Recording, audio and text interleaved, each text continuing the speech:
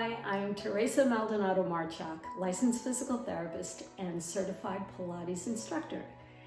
I'm going to share with you today a few exercises that you can do to give yourself happy feet and happy hands and forearms. So we're going to be using the Myofascial release ball, and this is also affectionately called the BoneSmart Pilates Purple Pickle.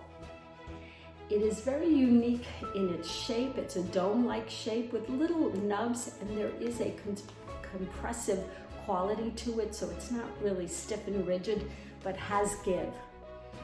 The exercises I'm going to share with you will address the following things. Proprioception, which is your body's sense of where your limb is in space. And this is particularly important for your feet because it helps you indirectly with balance. It also is going to help with blood flow, circulation, with decreasing tension and any muscle spasms or tightness in the tissues in your feet and hands and forearms. And we'll also work on some strengthening exercises. So let's begin. The first exercise for the hands and forearms involves placing your hand palm down and rolling gently but firmly to the elbow and back to the fingertips. I'm on a little bit of a decline here, but you get the idea. You're going to be on a flat surface when you do this, all the way to the elbow, to the muscles that attach right at the elbow. This feels really good. And do that for about 5 to 6 passes, or however many feels good to you. And if you find there's a particular spot where you want to stay and hold, just maintain a nice steady pressure on that spot until you feel the release. From the palms down position, go to a knife edge position and roll along there. And you're going to feel a whole different set of muscles, different tactile experience, all the way to the pinky finger. Just, oh, it feels really good. Particularly for me, right around the elbow, right there. So I'm going to do some small little oscillations there, and that feels really good. And you can just stay and hold as well. Final position is palm up, and you go from the back of the fingers to the elbow and back.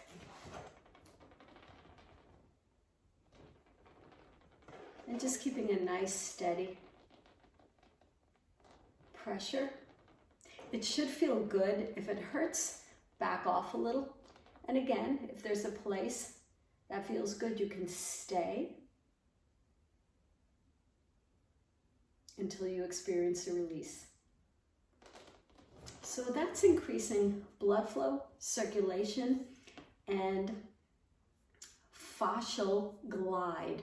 Your fascia is connective tissue that envelops all of our muscles and organs and bones, and fascia should glide smoothly over each other. And if there's tightness, it can reflect as adhesions, a lack of glide between fascial tissues, and so this is really, really helpful for that.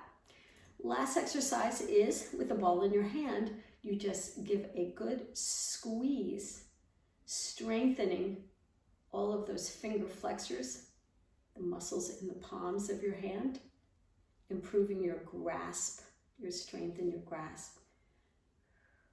Just make sure with all of these exercises that you're breathing calmly and smoothly and that you are not holding your breath. And do that about 5 to 10 times. Be sure to do both hands. Okay, the first happy foot exercise involves placing the ball of one foot over the pickle. Notice the pickle is sideways, and we're just going to roll lightly back and forth from the ball of the foot to the heel. Now what we're doing here is stimulating those little sensory receptors in the bottom of the feet that are sending signals to our brain, letting us know where our foot is in space. After about 10 swipes here, back and forth, bend both knees, put nice deep pressure on the ball of the foot and roll to your heel, and then lightly come back. Bend the knees and I call this the press and roll. And this is stimulating blood flow and circulation back up toward the heart. Make sure you're breathing.